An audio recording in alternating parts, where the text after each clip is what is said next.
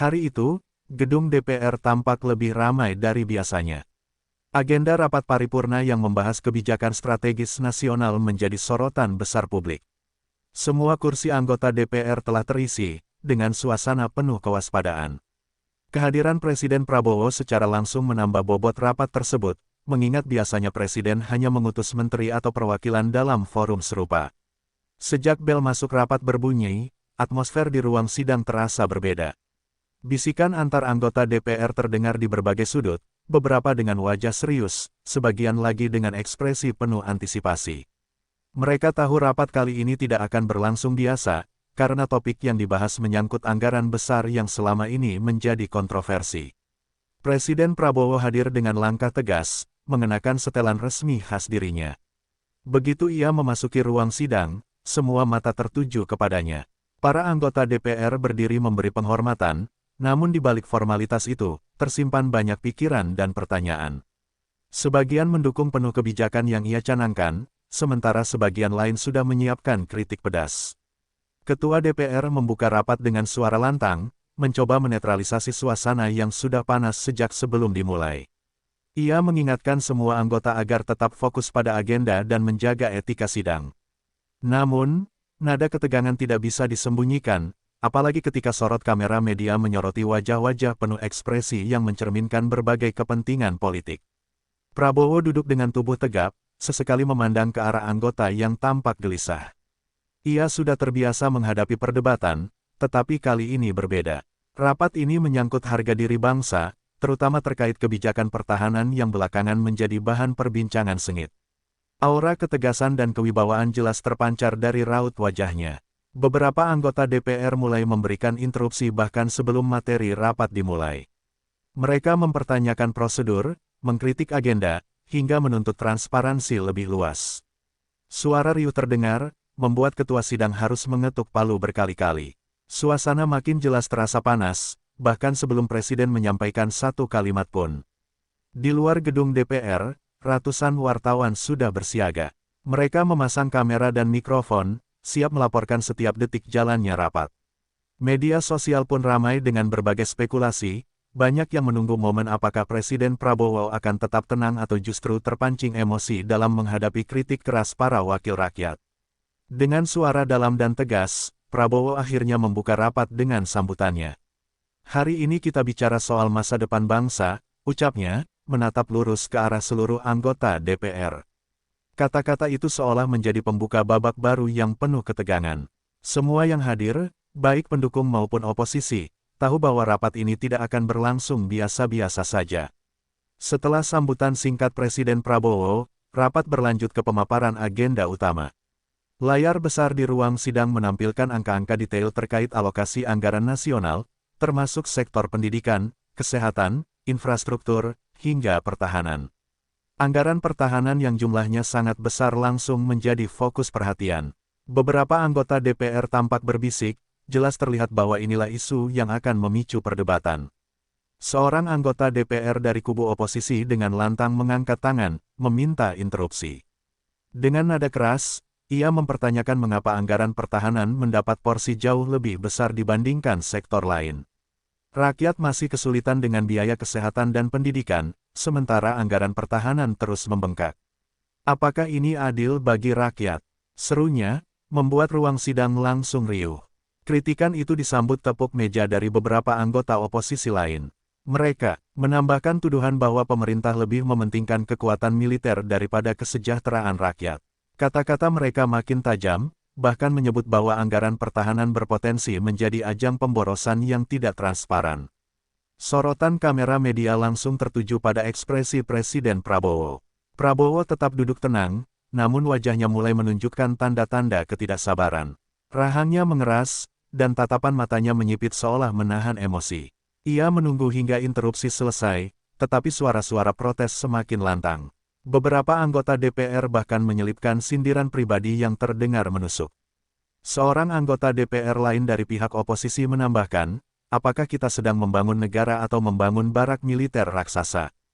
Jangan sampai rakyat merasa pemerintah lebih sibuk membeli senjata daripada memberi makan anak-anak bangsa.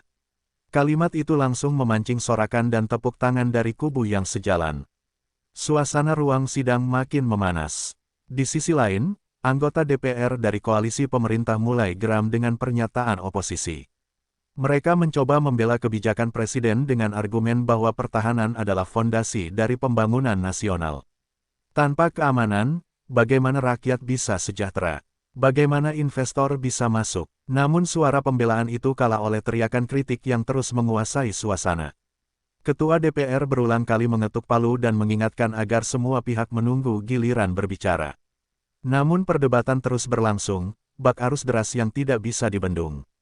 Ruang sidang berubah seperti arena adu mulut, bukan lagi forum musyawarah. Ketegangan semakin jelas terasa, terutama ketika beberapa anggota DPR mulai berdiri dari kursinya untuk memperkuat argumen. Di tengah hiruk-pikuk tersebut, kamera televisi menyorot Presiden Prabowo yang akhirnya mengambil mikrofon. Dengan suara dalam dan bergetar, ia mulai merespons kritik yang diarahkan kepadanya.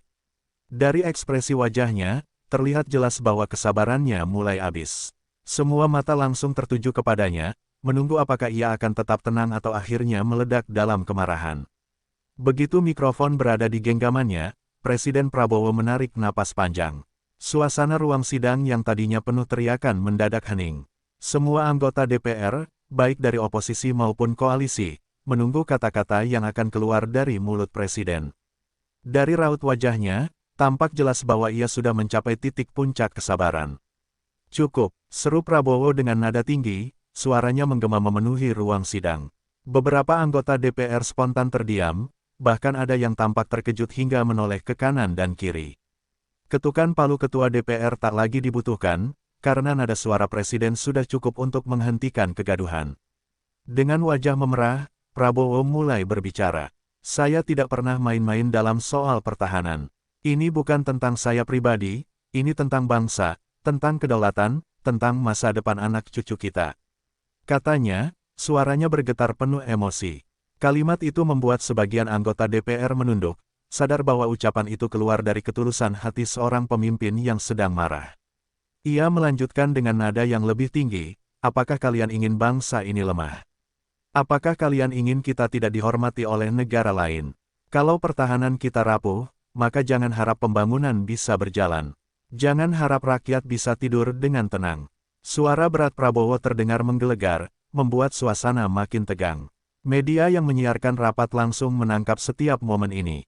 Kamera televisi menyorot wajah-wajah anggota DPR yang pucat, sebagian gelisah, sebagian lagi tetap bersikap keras meski terdiam. Potongan video dari berbagai sudut sudah mulai tersebar di media sosial, membuat jutaan pasang mata menyaksikan secara real-time bagaimana seorang presiden benar-benar meledak di hadapan wakil rakyat. Beberapa anggota DPR dari oposisi mencoba menyela, namun suara mereka tenggelam oleh lantangnya presiden. Dengan tangan mengepal, ia menekankan bahwa kebijakan yang ia buat tidak untuk memperkaya segelintir orang, melainkan untuk memastikan bahwa Indonesia tidak diinjak-injak bangsa lain. Kata-katanya disambut dengan hening panjang, seolah ruang sidang tidak lagi berani bernapas. Ketua DPR yang duduk di kursinya hanya bisa menghela napas panjang. Ia sadar bahwa suasana sudah di luar kendali. Namun, ia juga tahu bahwa inilah momen di mana presiden sedang menunjukkan jati dirinya, keras, tegas, dan tak segan mengeluarkan emosi demi mempertahankan prinsip. Prabowo menutup kalimatnya dengan nada tegas, "Saya lebih baik disebut emosional daripada disebut pengecut yang membiarkan bangsa ini lemah." Kalimat itu membuat ruangan hening total. Semua orang yang hadir di ruangan itu tahu, rapat kali ini akan tercatat dalam sejarah politik Indonesia sebagai salah satu sidang paling panas yang pernah terjadi. Demikianlah kisah panas di rapat DPR ketika Presiden Prabowo akhirnya tak bisa menahan amarahnya. Suasana yang tegang, penuh interupsi, hingga membuat ruangan bergemuruh menjadi bukti betapa dinamika politik di negeri ini selalu penuh kejutan. Bagaimana menurut kalian tentang sikap Presiden dalam menghadapi kritik di ruang sidang? Apakah itu bentuk ketegasan atau justru emosi yang berlebihan? Silakan tulis pendapat kalian di kolom komentar.